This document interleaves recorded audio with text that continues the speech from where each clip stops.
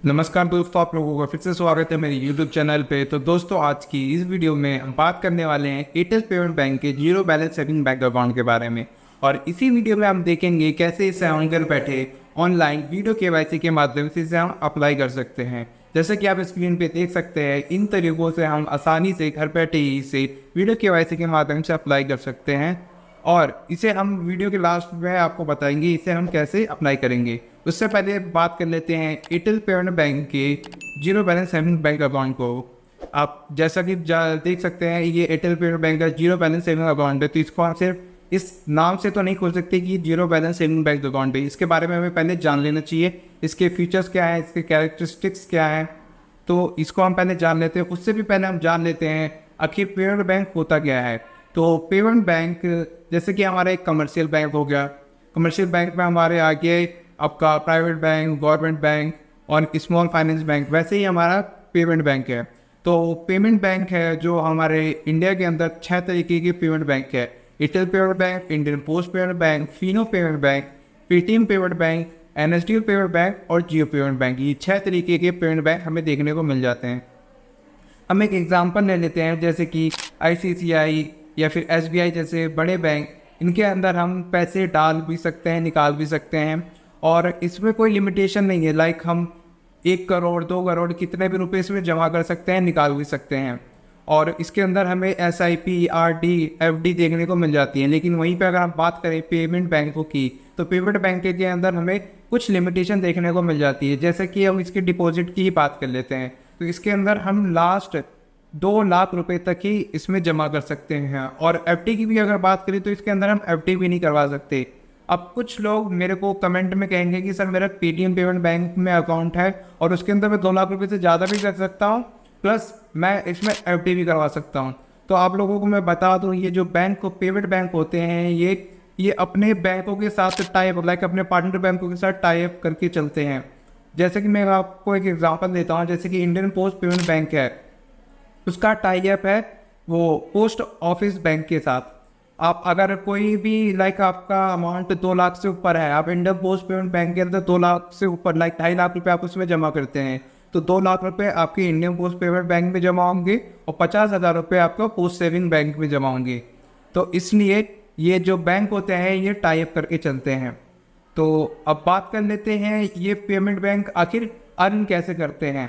तो क्योंकि ये ना कि ये हमारा जो बैलेंस है वो अपने पास रखते हैं, 2 लाख से ज़्यादा ये हमारा बैलेंस रख नहीं सकते, ना ये हमें लोन देते हैं, ना ये हम लोगों को क्रेडिट कार्ड तो दे ही नहीं सकते, ना लोन दे सकते हैं ना क्रेडिट कार्ड दे सकते हैं। तो ये आखिर ये बैंक अर्न कैसे करते हैं। तो अगर आप अकाउंट खुलवाते हैं, लाइक आपने एयरटेल पेमेंट बैंक का अकाउंट खुलवाया, तो उसके अंदर आप उसका ऐप तो डाउनलोड करेंगे। आप ऐप के अंदर जैसा कि देख सकते हैं वहाँ पे थर्ड पार्टी एप्लीकेशन, मतलब थर्ड पार्टी के जो वो होते हैं, लाइक लाइफ इंश्योरेंस हो गया, हेल्थ इंश्योरेंस हो गया, कार इंश्योरेंस हो गया, ये सब होता है। तो इसको हम कभी ना कभी उसमें कुछ ऑफर्स देते हैं हमें, हम उससे परचेज कर ही लेते हैं। तो पहला अर्निंग का सोर्स तो उनका ही हो गया। दूसरा हो गया, लाइक हमने एयरटेल पेमेंट बैंक के जितने भी कस्टमर हैं टोटल मिला के, लाइक उनके पास 100 करोड़ पैसा, मतलब 100 करोड़ रुपए हैं, तो उसके पहले बैंक है जो एयरटेल पेमेंट बैंक है, वो उसकी 75% की जो सिक्योरिटी है वो खरीदेगी पहले, और जो 25% अमाउंट है वो किसी अन्य बैंक में, अपने किसी अन्य अदर बैंकों में जमा करवा के उससे वो ब्याज कमा सकती है। चलो, अब ये तो बात हो गई ये कैसे कमाती है। अब बात कर लेते हैं इसके पेमेंट बैंक आखिर मतलब उसके फीचर्स क्या है। क्योंकि अब इसमें जैसे कि इसका सेविंग बैंक अकाउंट है, इसमें इंटरेस्ट रेट कितना मिलेगा, वर्चुअल डेबिट कार्ड है कि नहीं, आपका फिजिकल डेबिट कार्ड पे कितना चार्ज लगेगा, एनुअल डेबिट कार्ड पे चार्ज कितना है, तो ये सब बातें हम इसमें अब जान लेते हैं। तो जैसा कि आप देख सकते हैं स्क्रीन पे, जो इंटरेस्ट रेट है सेविंग अकाउंट में, अगर आपका अमाउंट 1 लाख रुपए से कम है तो वहाँ पे आपको 2.5% तक का इंटरेस्ट रेट देखने को मिल जाता है। अगर मैं बताऊं तो ये बहुत कम इंटरेस्ट रेट है। यहाँ तक कि आपको एसबीआई जैसे बैंक भी आपको 2.75% तक का इंटरेस्ट रेट देखने को मिल जाता है इन अमाउंट पे। लेकिन हाँ, अगर आपका अमाउंट 1 लाख से ऊपर है, 1 लाख या 2 लाख के बीच में है, तो वहाँ पे आपको 6% तक का इंटरेस्ट रेट ब्याज देखने को मिल जाता है। लेकिन अगर मैं बात करूँ जो zero balance saving bank account आखिर खुलवाता कौन है, हम जैसे लाइक स्टूडेंट हो गए या फिर जो अभी नए नए कमा रहा है वही इस zero balance saving bank account को खुलवाते हैं, तो उनके लिए 1 लाख रुपए तो बहुत बड़ी बात होगी। तो ये 2.5% तक का जो मेरे को लगता है मतलब ना के बराबर ही है एक तरीके से, इंटरेस्ट रेट कोई मिलता नहीं है। अब बात कर लेते हैं इंश्योर्ड बाय DICGC। ये होता क्या है DICGC? तो DICGC एक RBI के द्वारा एक तरीके से आप इसे इंश्योरेंस समझ सकते हैं अपने पैसों का। RBI ने ये इसका फुल फॉर्म होता है deposit insurance credit guarantee corporation. ये RBI की तरफ से एक इंश्योरेंस है आपके पैसों का। लाइक आपके बैंक अकाउंट में अगर 4.5 लाख रुपए हैं और वो बैंक अकाउंट अब डूबने की कगार पे है, उसको लॉस में चल रहा है, तो ये नहीं है कि आपके पैसे डूब जाएंगे, आपको जो जो वो पैसे हैं वो DICGC देगा। ये इसीलिए इसको बनाया गया था। लेकिन हाँ, अगर आपके अकाउंट में लाइक 5.5 लाख या 6 लाख रुपए हैं तो DICGC कहता है कि हम लास्ट आपको 5 लाख रुपए तक का अमाउंट आपको देंगे, जो अगर आपका बैंक अगर डूबता है तो लाइक हम कहते हैं कि अब पेमेंट बैंक DICGC अप्रूव्ड है कि नहीं, तो हाँ DICGC अप्रूव्ड होते हैं पेमेंट बैंक। अब बात कर लेते हैं इसके वर्चुअल डेबिट कार्ड और फिजिकल डेबिट कार्ड की। तो वर्चुअल डेबिट कार्ड है वो आपको फ्री है, और मैं आपको रिकमेंड भी करूंगा कि आप अगर बैंक अगर ये खुलवा भी रहे हैं तो आप इसका वर्चुअल डेबिट कार्ड ही यूज़ करें क्योंकि ये फ्री है। फिजिकल डेबिट कार्ड पे आपको बहुत ज़्यादा मतलब चार्जेस देखने को मिल जाता है, और वर्चुअल डेबिट कार्ड आपको एयरटेल थैंक्स ऐप के एप्लीकेशन के अंदर देखने को मिल जाएगा। क्योंकि जो वर्चुअल डेबिट कार्ड होता है वो फ़ोन के अंदर देखने को मिलता है, और जो फिजिकल डेबिट कार्ड है वो हमारे घर पे भेजा जाता है, डिलीवर करवाया जाता है। तो इसका वर्चुअल डेबिट कार्ड है वो फ्री है, और इसका फिजिकल डेबिट कार्ड है उस पर आपको जैसे देख सकते हैं 349 प्लस 18% आपको GST चार्ज देना पड़ेगा। अगर देखा जाए तो ये बहुत ज़्यादा अमाउंट है। किसी भी डेबिट कार्ड में एक एक्सिस बैंक का क्रेडिट कार्ड है वो 500 रुपये ले लेता है, लेकिन उसको अलग रखते हुए अगर देखा जाए तो ये पेमेंट बैंक होते हुए भी 349 प्लस 18% का GST चार्ज लगा रहे हैं, तो ये बहुत ज़्यादा है। अब इस कार्ड की जो ये तो इशुएंस फीस थी, अब इसकी बात कर लेते हैं एनुअल चार्ज फीस। तो एनुअल चार्ज फीस है इसकी 199 रुपये पर ईयर। तो जो हम बार बार इशुएंस जो कराएंगे मतलब हर अगले साल में हमारा 199 रुपये इसका इशुएंस का मतलब एनुअल चार्जेस होता है वो कटेंगे। अब बात कर लेते हैं इसकी ऑनलाइन डेली ट्रांजेक्शन लिमिट, और जो इसकी ऑनलाइन डेली ट्रांजेक्शन लिमिट है इसकी 25,000 है। अब ये भी देखी जाए तो ये भी बहुत कम है, क्योंकि काफ़ी बैंक हैं जो अपनी लिमिट ज़्यादा दे देते हैं।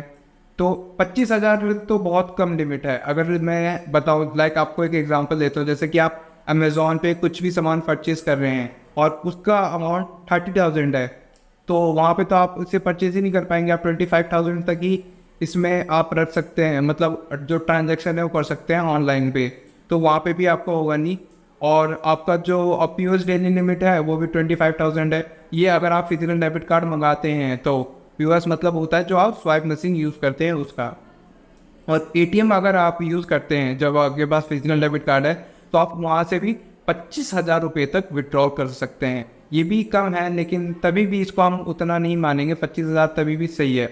अब बात कर लेते हैं इसकी वीडियो KYC की। वैसे मैं आपको लास्ट में एक बैंक सजेस्ट करूँगा, उसे आपकी मर्जी। आप अगर एयरटेल पेमेंट बैंक ही खुलवाना चाहते हैं तो एयरटेल पेमेंट बैंक भी खुलवा सकते हैं, इसकी लिंक आपको डिस्क्रिप्शन बॉक्स में मिल जाएगी। बाकी मैं आपको वीडियो के एंड पे बताऊंगा कि आपको कौन सा बैंक अकाउंट खुलवाना चाहिए अगर आप ये नहीं खुलवाते हैं तो। बाकी अगर वीडियो KYC आप करवाते हैं तो बाकी सारा आपको प्रोसेस हो जाने के बाद वीडियो KYC आप शेड्यूल भी करवा सकते हैं। अगर आप बैंकिंग आवर्स में कराएं तो आपके लिए काफ़ी अच्छा होगा, क्योंकि बैंकिंग आवर्स में जो आपकी एप्लीकेशन है अप्रूव होने के ज़्यादा चांसेस होते हैं। तो चलिए अब मैं आपको बताता हूँ कैसे इसे अप्लाई करते हैं। डिस्क्रिप्शन बॉक्स में आपको लिंक मिल जाएगी, आप वहाँ से अप्लाई कर सकते हैं। तो चलिए स्टार्ट करते हैं। अप्लाई करने से पहले आप लोगों को एक बात मैं बता दूं, इसके लिए आपके पास एयरटेल की सिम होना ज़रूरी नहीं है। अगर आपके पास जियो की या फिर वोडाफोन या फिर VI जिसे हम कहते हैं, अगर कोई सी भी सिम हो तो आप उसके द्वारा भी ये बैंक अकाउंट ओपन करवा सकते हैं। अब एयरटेल पेमेंट बैंक में zero balance saving bank account खुलवाने के लिए सबसे पहले आपको प्ले स्टोर से एयरटेल थैंक्स ऐप डाउनलोड करके उसे इंस्टॉल कर लेना है। इंस्टॉल करने के बाद उसे जब ओपन करेंगे उसके बाद ये हमसे कुछ परमिशन मांग रहा है जिसे हमें अलाउ कर देना है। अलाउ करने के बाद नेक्स्ट पेज पे हमें यहाँ पे अपना मोबाइल नंबर डाल देना है जिससे हम अपना अकाउंट खुलवाना चाहते हैं। उसके बाद नेक्स्ट पेज पे यहाँ पे देख सकते हैं जो अभी हमने पीछे नंबर डाला है उस पर एक OTP आएगा। वो OTP यहाँ पे डालने के बाद लॉगिन पे क्लिक करेंगे। उसके बाद नेक्स्ट इंटरफेस पे हमें अपना अकाउंट ओपन करवाने के लिए ऊपर गेट वॉलेट पे क्लिक करना है।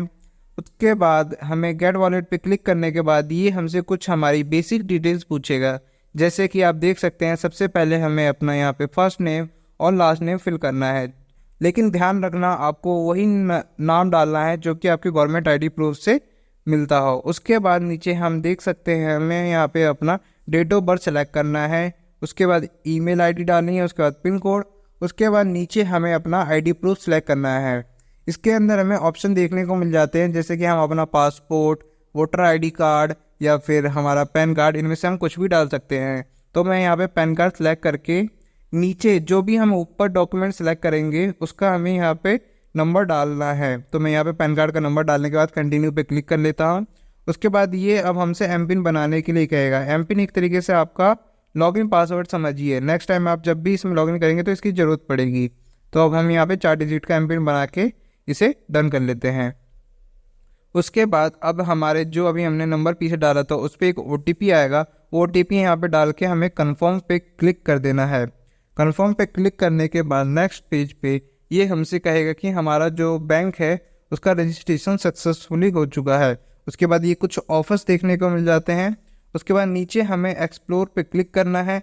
उसके बाद नेक्स्ट इंटरफेस पे हमें यहाँ पे अपना MPIN डाल देना है जो कि अभी हमने पीछे बनाया था 4 डिजिट का, तो वो यहाँ पे हम डाल देंगे। उसके बाद कन्फर्म पे क्लिक करेंगे।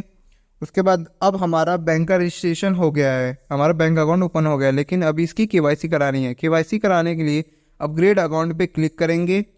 उसके बाद नेक्स्ट पेज पे हमें यहाँ गेट स्टार्टेड पे क्लिक कर देना है। उसके बाद ये अब हमें नेक्स्ट इंटरफेस पे यहाँ पे हमें अपना आधार कार्ड नंबर और पैन कार्ड नंबर डालना है। दोनों चीज़ हम यहाँ पे डालने के बाद कंसेंट बॉक्स पे क्लिक करने के बाद नेक्स्ट पे क्लिक कर देंगे। उसके बाद हमारे आधार कार्ड से जो मोबाइल नंबर लिंक होगा उस पर एक OTP आएगा। वो OTP हमें यहाँ पे डाल देना है। OTP डालने के बाद हमें नेक्स्ट पे क्लिक करना है। उसके बाद हमें यहाँ पे हमारी कुछ और बेसिक डिटेल्स फिल करनी है, जैसे कि हमारा फादर्स नेम, मदर्स नेम, हमारा मैरिटल स्टेटस, हमारा ईमेल, हमारा प्रोफेशन, हमारा अनुअल इनकम, ये सब हमें यहाँ पे फिल करने के बाद अब हम कॉरस्पॉन्डेंस एड्रेस पे आ जाते हैं। कॉरस्पॉन्डेंस एड्रेस वो हो गया जहाँ पे आप अभी हाल ही में रह रहे हैं। अगर आपका एड्रेस आपके आधार कार्ड से मैच करते हैं तो आप यस कर दीजिए, अदरवाइज नो करके आप अपना कॉरस्पॉन्डेंस एड्रेस यहाँ पे पूरा फिल कर सकते हैं। उसके बाद नॉमिनी डिटेल्स पे आ जाते हैं। नॉमिनी डिटेल्स होगी अगर इन केस बैंक धारक को कुछ भी हो जाता है तो उसका सारा पैसा नॉमिनी को दे दिया जाता है। तो उसके लिए आपको नॉमिनी का नेम भरना है, नॉमिनी का डेट ऑफ बर्थ, नॉमिनी के साथ आपकी रिलेशन क्या है वो भरने के बाद आपको नीचे सबमिट पे क्लिक कर देना है। उसके बाद अब हमारा सारे जो स्टेप्स है वो कंप्लीट हो चुके हैं। बस अब हमें वीडियो KYC के लिए यहाँ पे शेड्यूल नाउ पे क्लिक करना है। उसके बाद यहाँ पे हम देख सकते हैं अगर आपको अभी अपनी वीडियो KYC करानी है, अगर आप रेडी टू चैट हैं तो आप यहाँ पे जो ऊपर नाउ का ऑप्शन आ रहा है उस पर आपको क्लिक करना है। क्लिक करने के बाद थोड़ी देर में आपके सामने बैंकिंग का तरफ से एक पर्सन आएगा। वो आपके वीडियो KYC के लिए आपसे आपका पैन कार्ड मांगेगा। पैन कार्ड आपका वेरीफाई करेगा, आपकी डिटेल्स वेरीफाई करेगा और कुछ ही देर में आपका अकाउंट ओपन कर दिया जाएगा। तो इन आसान तरीकों से आप घर बैठे ही अपना online zero balance saving bank account Airtel payment bank में खुलवा सकते हैं। चलिए हम बात कर लेते हैं जिस बैंक अकाउंट के बारे में मैं आपसे बात कर रहा था। अगर आप चाहे तो इस बैंक अकाउंट को भी खुलवा सकते हैं। इसके सारे फीचर्स मैंने आपको बता दिए। वैसे अगर आपको मैं बताऊं इससे अच्छे फीचर्स आपको कोटक 811 बैंक अकाउंट में देखने को मिल जाते हैं। Zero balance saving bank account भी है, प्लस आपका कमर्शियल बैंक में भी आ जाता है। आपको घर बैठे इसकी KYC भी हो जाती है वीडियो KYC के थ्रू। आप इसको भी एक बार चेकआउट कर सकते हैं। डिस्क्रिप्शन बॉक्स में आपको लिंक मिल जाएगी या फिर यहाँ पे आ रहा होगा, आप वहाँ से टैप करके इसको देख लीजिए। तो मिलते हैं किसी और नेक्स्ट वीडियो में। अगर वीडियो आपको अच्छी लगी हो तो वीडियो को लाइक कर देना, चैनल पे नए हो तो चैनल को सब्सक्राइब कर देना। तब तक के लिए गुड बाय और ध्यान रखना, स्मार्ट बैंकिंग स्मार्ट लाइफ।